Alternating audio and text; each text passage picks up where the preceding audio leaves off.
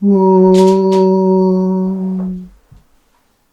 Tava Kathamritam Tapta Jivanam Kavibhiriditam Kalmashapaham Shravanamangalam Srimadaatatam Bhuvi Grinanti Bhurida Janaha Bhuvi Grinanti Bhurida Janaha.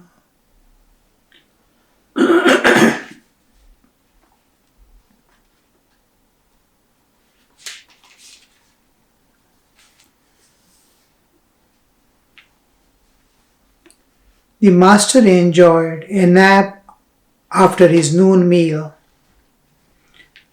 Other devotees gradually gathered. This was Other's first visit. He was deputy magistrate and about 30 years old. Deputy magistrate, 30 years old. You see, of those days, Britishers' rule going on.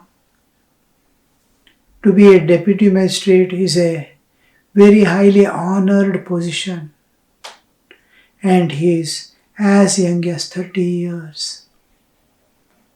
Usually 18 years, the spiritual life, if it is taken up, by the evening of life, they can finish the self-knowledge. Who am I in this body? Though nature makes us forget and separates us from the bodily existence every day when we sleep, we identify with the waking and think that the dissociation from the body nature had taken is just a sleep. But it is total dissociation from the body. I am as if dead to the body, unrelated to the body. But still we forget it. And second thing is, when we wake up and identify with the body, see, so naturally nature takes us and presents us back. We overlook the separation from the body. Where did I go? How did I disconnect from this body which I am calling myself? That thought also doesn't come to us. If we seriously take it up, where am I going? How am I separating from this body which I call myself in the waking state? How do I separate? All relationships of this world, all possessions, everything belongs just with the identification of the body. Suppose we enter into sleep and do not come back. There is no more world for us. So this, suppose by 18th year, when body and mind is reaching its optimum growth, if a sadhaka like Vivekananda and all these people came to Sri Ramakrishna, like that, if the sadhaka starts with all the duties and responsibilities of the household, even if he gets married and settles down in life, by the evening of life, with all the family and everything, doing all the duties, he can know his self-independent of body. Who am I? From where I came? Where am I going? What am I? Can be known. 30 years is by the time when the peak of sadhana, the struggle to transcend the nature and go, must begin. If we start by 1820, it will reach the highest peak of sadhana, the intense struggle and calm and pleasant movement of the family matters. Because once you devote yourself entirely to spiritual life, God and nature participates in your life. Nature taking care of all things, God guiding every step of your life. But who cares for? That awareness doesn't come, that identity doesn't come. Because of the identification of body, we forget that God is there in front of me as world. So here we see that person is coming at the age of 30 and it is the first visit. But never too late than ever. So it is any time, even if the old age also begin, doesn't matter. If we may not be able to finish, but much of the part we will be able to travel in this life and continue in 1 or 2 lives, we can finish it off. But if we don't start at all, it's difficult. But 30 years also is not very late. Other to the master, Sir, I have a question to ask. Is it good to sacrifice animal before the deity? It certainly involves killing. Master, the Shastras prescribe sacrifice on special occasions. Such sacrifice is not harmful. Take for instance the sacrifice of a goat on the 8th day of full or new moon. I am now in such a state of mind that I cannot watch a sacrifice. Also, I cannot eat meat offered to the Divine Mother. Therefore, I first touch my finger to it, then to my head, lest she should be angry with me. Now, this is one of the common questions the moderners ask.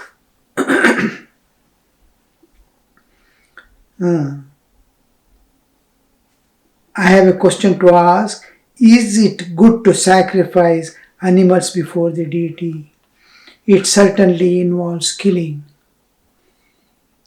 And we mercilessly kill millions and millions of animals every day for our food. How many goats, how many animals are sacrificed every day? Just see how many millions are being killed for one's own food. And the scriptures say, if at all you are going to kill, that is certain, you are going to kill the animal for your food. Maximum people in the world are eating meat eaters. And almost all, they depend upon either fish or chicken or other animals, meat. And about 70% of the food material is animal flesh.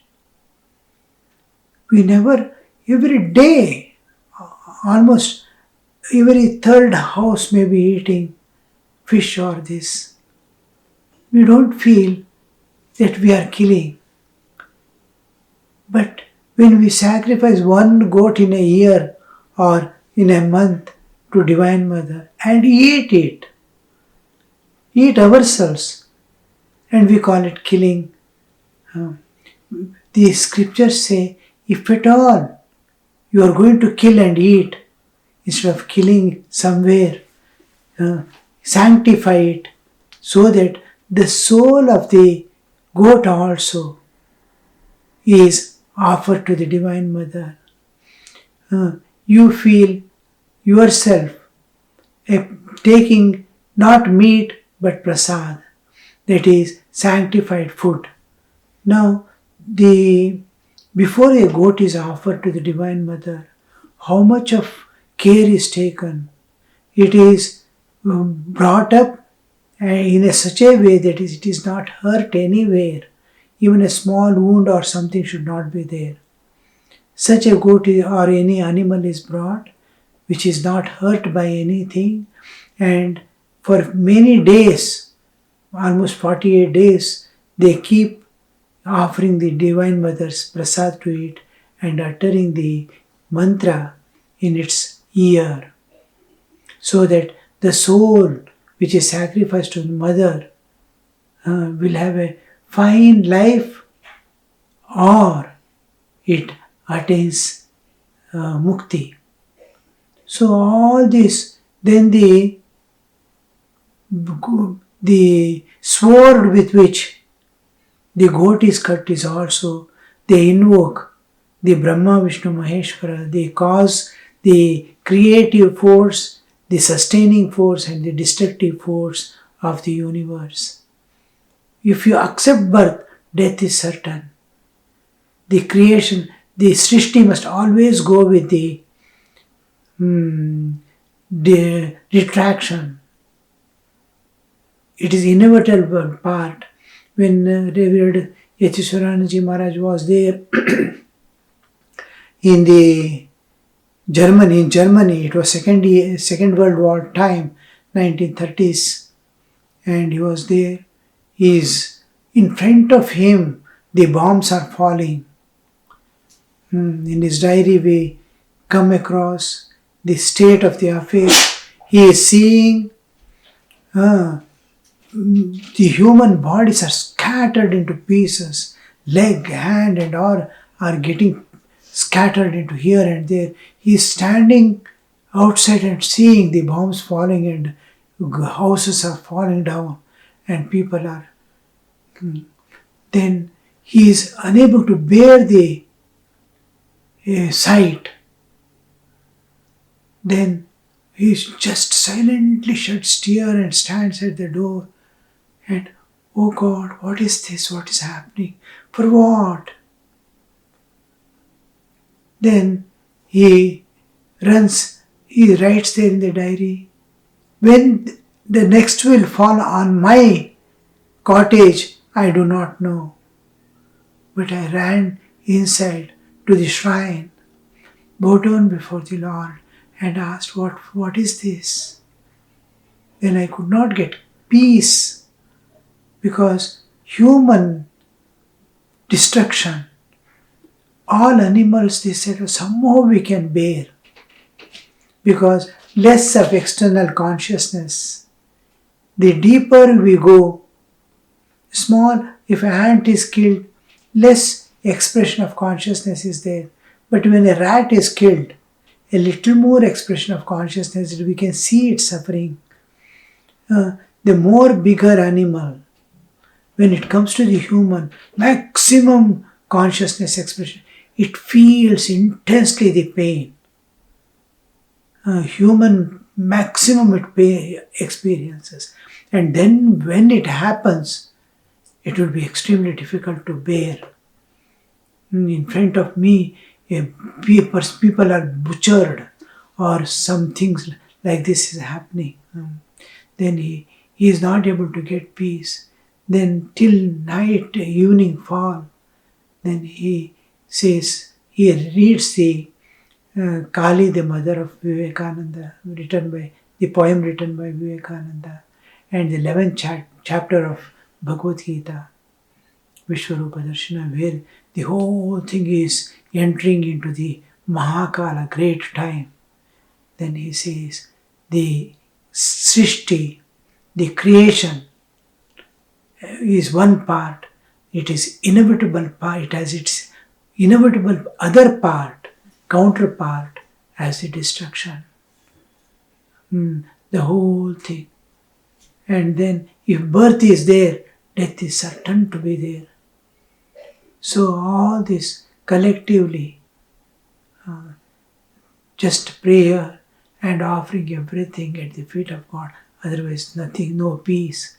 Then he says, I derived great peace within after reading these two. How the nature enters, one idea enters a powerful person to destroy the even human existence. In wars you can see going on, that human destruction mercilessly is going on. So here few animals of millions and millions, a handful are sacrificed for mother, so that there is a transformation of human consciousness to bring the divine into the life, so that he raises above this nature of killing. The main thing offering to divine is it is not killing. Why it is not killing? Because when I have millions are being killed, a few people take a few, they themselves are going to eat. Even killing outside also they are going to eat. So when it's offered to the divine, the nature is brought into picture. Destruction is to be happen. I have to eat it.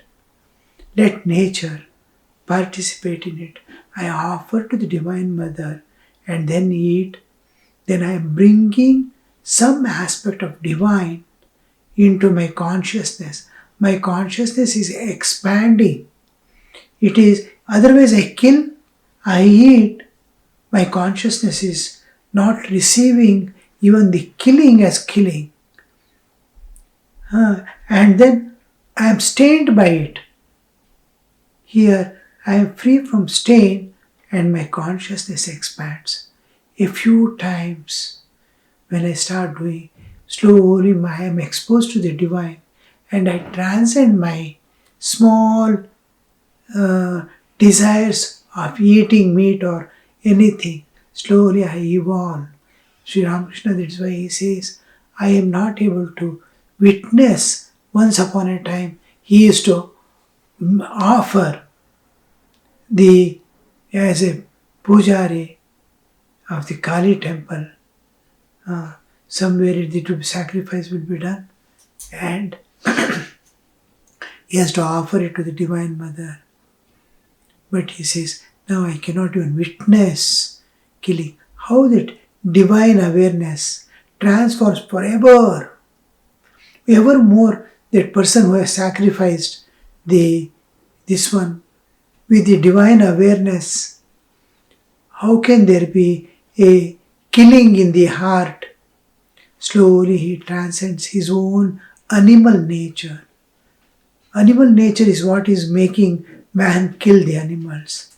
Now when he brings divine into picture and sacrifices, slowly his awareness, his heart expands, his consciousness expands, because divine is infinite, eternal.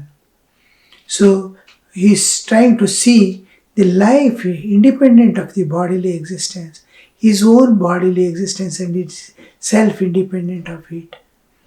And this is the Bhagavad Gita. First thing Krishna gives to Arjuna is the knowledge of the self, indestructible part of the bodily existence. Now, this is the process of evolution into where he transcends forever the limitations of nature and goes beyond. There is neither killing nor keeping it survived. He is beyond the good and bad, beyond the right and wrong, into the eternal bliss of everlasting life he enters into. So, here, Master is telling Shastras prescribe sacrifice on special occasions. It is not every day you are eating and killing and eating. On special occasions at least, when you get that leisure, time and all, do the ritualistic part, sacrifice and eat yourself. You are going to eat itself. But bring the divine into picture so that you will be divinized. Such sacrifice is not harmful. Take for instance sacrifice of a goat on the 8th day of full or new moon. I am now in such a state of mind, I cannot watch a sacrifice. He is not able to sacrifice, but he is able to witness and say, Mother, for your sake they are doing. Accept this. This is the scriptural injunction. That much he was able to do. Now is not able to witness also how the transformation comes, you see. One day we begin with the worship and offering the meat, goat to the mother. One day we will transcend all killing and we awake, we become immortal. To reach the immortality, cannot eat meat offered to the Divine Mother. It is so considered as prasad, a sanctified food being offered to the Divine Mother. Even that I am not able to take. Therefore, I first touch my finger to it, then to my head, lest she should be angry with me. That it is Sri Ramakrishna, see the Divine Mother getting angry. It is a paradox, very difficult to solve. Where there is evolution of human and I resist it. It is not something I am killing some animal out of hatred or dislike or for my food. No. It is a sanctifying act which sanctifies the humanity with expansion of consciousness, and a day comes in his life that he evolves to the extent of going beyond. And if somebody disrespects it and belittles, then the nature, action and reaction are equal and opposite. My own karmic load makes me undergo such situations of life when there is a inevitable war between the dharma and adharma, righteousness and unrighteousness. Then we see those who take the part in the part of dharma, the fighting between the righteousness and unrighteousness. When they take part of dharma, the righteousness, that is, when we say righteousness, it is for the benefit of all beings, not because of any aspect of my selfish ends or any limited understanding, but expansive understanding of one humanity, one world, one entire being. All must be happy. Bahujana hitaya, bahujana sukhaya. Maximum number of people must be benefited by this. This is the basis of dharma. I want something, my things must be accepted. And for me it comes, then it is unrighteousness. Yours, and for you all is expansion. Expansion to the humanity level, where there is no division. Then it is right. When the war goes, and whoever takes the part of the dharma, there will be sacrifice on either side. But the death of every person who has been killed in the war, who takes up the righteousness, is considered as a release from the samsara forever. He is supposed to attain the swarga because of he is seeking the welfare of humanity, not individual, independent aspects of human existence. It is not racial, it is not division. There is no separation. All humanity together. So, that is when this happens, you will see that the nature is angry. Nature is taking revenge. By vengeance, she handles the human existence, or even you see tsunami and things like that. The great destructive forces of the nature itself. We can see Again, in certain state of mind, I see God in all beings. What a state man rises, you see. From simple ritualistic worship, how we are evolving into the pure divine nature. Again, in a certain state of mind, I see God in all beings, even in an ant. How you can imagine to see God in an ant also. It is not imaginary sight, it is visual sight. That is, just is like bulb is there, switch is off, we are seeing bulb alone. Like that we are seeing bodies alone in this world, whether it is of ant or elephant, or human or divine, saint or sinner. We are seeing only bodies. As long as we are not enlightened, we are not illumined, we see the bodies alone. When I am enlightened, illumined, then I see as if the switch is on and bulb is lighted bulb. Like that we see the Chaitanya as well as bodily existence. I see the bulb and light also when it is switched on. This light, when it's switched on, light, we forget the bulb. Bulb becomes secondary, or it will no more observe the bulb, but we observe the light. So we see here in our lives that light, because as long as we are bodies, we see only bodies. When we reach our divinity, when the manifestation of inner divinity is complete, Purna, then we see the divine in every being. The saints see the divine, and the bhaktas can, now and then, go as if God is peeping through every body. He is projecting through every, to that extent of reality. Sri Ramakrishna is saying that under Sanskrit, even in an ant, I see God. At that time, if I see a living being die, I find consolation in the thought that it is death of the body and the soul being beyond life and death.